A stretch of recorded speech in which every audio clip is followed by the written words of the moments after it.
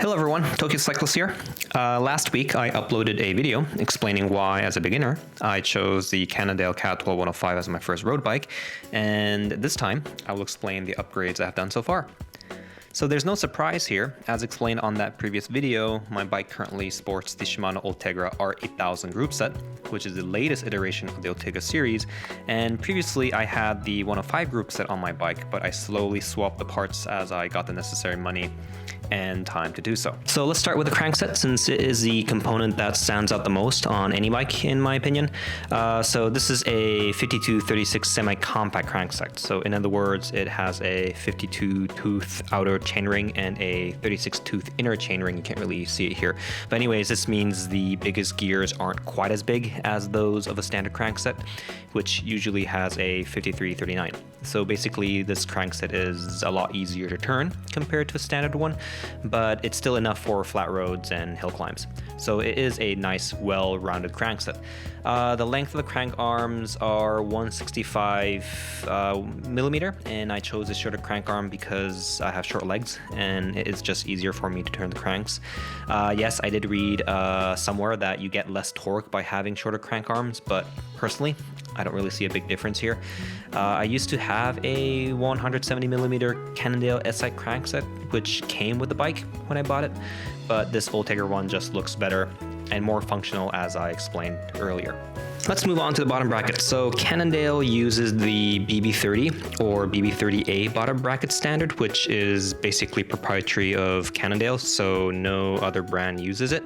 There are no major problems with the BB30, but there were creaking noises coming from the bottom bracket, which was driving me crazy. And also, this standard does not allow Shimano cranksets. So what I did was I got a Sea-Bear bottom bracket with ceramic bearings, and with this bottom bracket, I can fit in cranksets with 24 millimeter spindles, which is what Shimano uses. So no more creaking noises with this bottom bracket, and I also do feel it turns a lot smoother, maybe because of the ceramic bearings. Okay, let's move on to the front and rear derailleur, or the front and rear mech, as many people call it. There's nothing very special with these components other than its design and how compact it looks.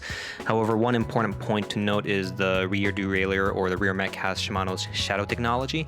To put it simply, Shimano managed to put the bulk of the derailleur inwards, which means that the rear mech is less exposed.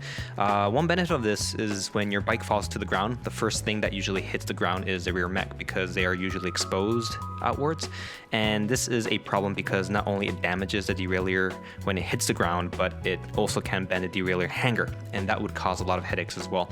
So this technology should prevent this from happening. Okay, let's move on to the shifters and brakes. The reason why I will talk about these together is because I don't know where exactly the improvements are coming from, but these, in my opinion, were the best upgrades so far on this bike. I don't know whether it is coming from the levers or the brake calipers, but the braking feel is a lot smoother and there's less friction going through the cables. It is very difficult to explain, but basically it takes less effort to pull on the levers and to get the brake calipers contract.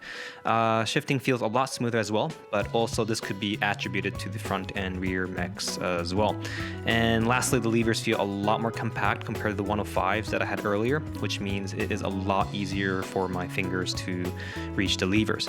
While we're at it, I have the Deda Superzero stem and Pro handlebars. Both are alloy. This is a 100 millimeter stem, and I swapped from a 90 millimeter that came originally on this bike. And these handlebars are 40 centimeters in length, which is relatively compact. And this makes it easier for handling, but also I'm not a very big person, so having shorter handlebars is a lot more efficient. And what do I think about these components? Well, I can't say much about the stem, but the handlebars do seem to be somewhat too stiff, so I may swap these to carbon sometime in the future. So now let's go back towards the seat post and saddle. So here I have the FSA K-Force carbon seat post, which is a lot lighter than the alloy one I had before that came with this bike. This is a 25.4 millimeter seat post, which is very small, and Cannondale seems to use this diameter in most of their seat posts for their bikes. Now, I guess a smaller diameter increases flex in the seat post, which should add more comfort when riding. Now, the saddle is the Fizik Antares R1 versus Evo, which is a very long name, and it does have carbon rails, which is very, very light. Of course, I wanted something light for my saddle, but luckily I only had to go through a couple of saddles to find the one that is right for me. But yeah, I love this saddle, very comfortable. Oh, before I forget, I have the KMC gold chain here. Yep, other than being slightly lighter than the Shimano equivalent, it just looks cool. And it is becoming somewhat of a trend now to install colored chains on bikes. And here I have the Bontrager carbon ball cages, and they're extremely light at 29 grams. So there you go. This is my current setup. As for the wheels, I have the Mavic Ksyrium Exalith Pro wheels, but this deserves an entire new video, which I will hopefully upload next week. And with this setup, the bike currently weighs at 7.5 kilograms or 16.5 pounds, which is very light considering this is an aluminum frame. But yeah, I'm extremely satisfied with the overall result here.